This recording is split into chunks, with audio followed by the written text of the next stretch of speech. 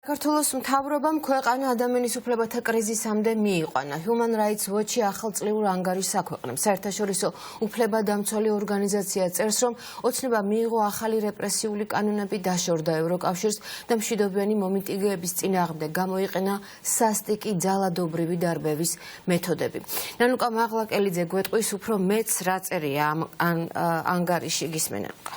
2024 წელს საქართველომ ადამიანის უფლებების დაცვის მიმართულებით მნიშვნელოვანი რეგრესი განიცადა და უკან დაიხია. სწორედ ასეთია ავტორიტეტული საერთაშორისო უფლებადამცველი ორგანიზაციის Human Rights Watch-ის ანგარიშის შეიძლება ითქვას მთავარი საკვანძო ფრაზა და ამ ანგარიშში, რომელიც არის საკმაოდ მოცულობითი, რამდენიმე ქვეთავისგან შედგება, რა თქმა უნდა, გასულ წელთან დაკავშირებით გვერდს ვერ აუვლიდნენ და საუბარი არის 26 ოქტომბრის საპარლამენტო არჩევნებზე, რომელიც კალენდარიშვილის უწყებამ ჩაატარა. ამ კონტექსტში ისინი ეყრდნობიან EUTHODIR-ისა და სხვადასხვა საერთაშორისო სადამკვირვებლო მისიების ოფიციალურ ანგარიშებსა და დასკვნებს და წერიან, რომ იყო მუქარა ზეწოლა, მათ შორის განსაკუთრებული ყურადღება არის გამახვილებული საჯარო მოხელეებზე და მათზე პოლიტიკურ ზეწოლაზე. აქვე საუბარი არის ხმის ფარულობის პრინციპის დარღვევაზე და ჩვენ ყველამ კარგად ვიცით, რომ ეს არის ადამიანის ერთ-ერთი ფუნდამენტური უფლება. ცალკე ქვეთავად არის გამოყოფილი 28 ნოემბერი და ჩვენ ყველას კარგად გვახსოვს, რომ ეს არის თარიღი, როდესაც ივანიშვილის ეგრეთ წოდებულმა პრემიერ-მინისტრმა კობახიძემ მთელ ქვეყანას და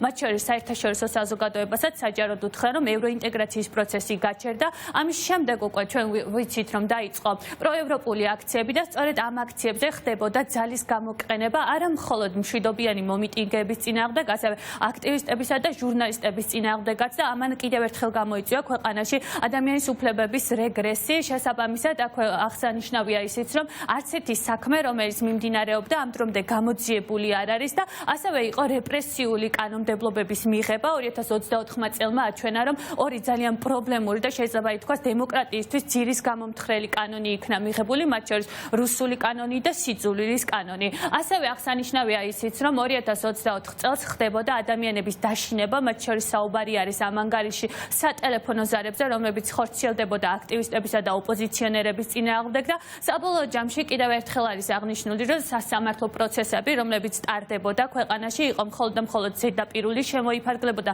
ჯარიმებით და ამ ქვეყანაში არ ხდებოდა ოფიციალურად სამართლებრივი გამოძიება იმ დანაშაულებების, რომლებიც შეიძლება ითქვას, რომ კამერების წინ ფიქსირდებოდა და ეს ყველაფერი იყო ივანიშვილის რეჟიმის ხელწერა და ამ ხელწერამ ქვეყანა მიიყვანა იქამდე, რომ ადამიანის უფლებები დღეს კრიზისულ მდგომარეობაშია საქართველოში. ერთი ფაქტი კიდევ რაც უნდა ითქვას შემაჯამებლად არის ის, რომ მსოფლიოს კონტექსტში საქართველო მოხსენიებული არის ისეთი ქვეყნების გვერდით, როგორც არის ბანგლადეში და ვენესუელა და აქ საუბარი არის იმაზე, რომ აქტივისტები დღემდე იბრძვიან ამ ქვეყნებში ავტორიტარული რეჟიმების წინააღმდეგ.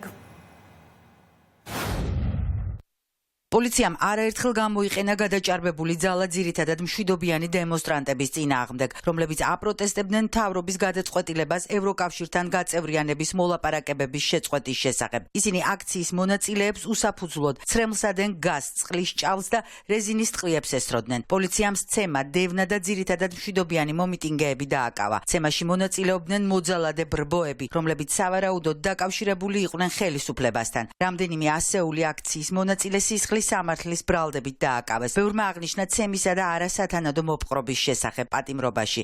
ათეულს ჰოსპიტალიზაცია დასჭირდა. აპრილის ბოლოდან ივნისის ჩათვლით დაუდგენელი პირები ძალადობრივად თავს დაესხნენ 10-ზე მეტ აქტივისტს, რამაც ხშირ შემთხვევაში თავისა და სხვა დაზიანებები გამოიწვია, რაც ჰოსპიტალიზაციას საჭიროებდა. მიუხედავად იმისა, რომ პოლიციამ დაიწყო გამოძიება, მათ არ დაადგინეს ან არ დააკავეს არც ერთი ეჭვმიტანილი, რაც გამოძიებასთან დაკავშირებით შეშფოთებას იწვევს.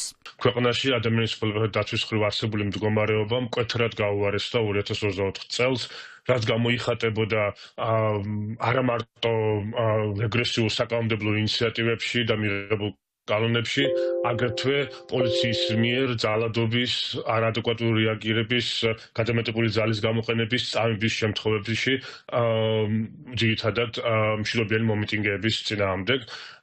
ეს ასევე გამოიხატებოდა ევროკავშირის გაწევრიანებიდან გადახვეულ გზაში, პოლიციელების მიერ გადამეტებული ძალადობის წამების არაერთი შემთხვევა, ასევე მარბიელი ჯგუფების, რომელიც პოლიციასთან ასოცირდებიან ჯგუფების მიერ არაერთი თავდასხმის შემთხვევა, რომელიც არ არის გამოძიებული სათანადოდ, Human Rights Watch-მა ცალკე გამოიძია შარშან დაახლოებით რამდენიმე ათეული შემთხვევა, როდესაც დღისით, მზისით ხდებოდა თავდასხმები აქტივისტებზე. თავი უწყებების მხრიდან მათი ძალაუფლების ბოროტად გამოყენება და დაუსჯელობის სინდრომი შეიძლება ითქვას, რომ ეს არის მთავარი პრობლემატური საკითხი, რომელზეც საერთაშორისო უფლებადამცველი ორგანიზაცია ამახვილებს ყურადღებას. მათ 24 დეკემბერს თავად მიმართეს საქართველოს ეგრეთ წოდებულ ხელისუფლებას და მოუწოდებდნენ გამოძიებისკენ, თუმცა უნდა ითქვას, რომ 17 იანვარია კალენდარზე და დღეს კაციტაძის უწყებამ ოფიციალური განცხადება გაავრცელა და ამ განცხადებაში ვკითხულობთ, რომ ნოემბრისა და დეკემბრის თვეში დაწყებულ სისხლის სამართლის საქმეებზე გამოძიება მხოლოდ და მხოლოდ მიმდინარეობს და ამ დრომდე ერთი ადამიანიც კი არ არის იდენტიფიცირებული, ვისაც ბრალი მიუძღვის სწორედ იმ დანაშაულებებზე, რომლებიც ხორციელდებოდა მშვიდობიანი დემონსტრანტების წინააღმდეგ.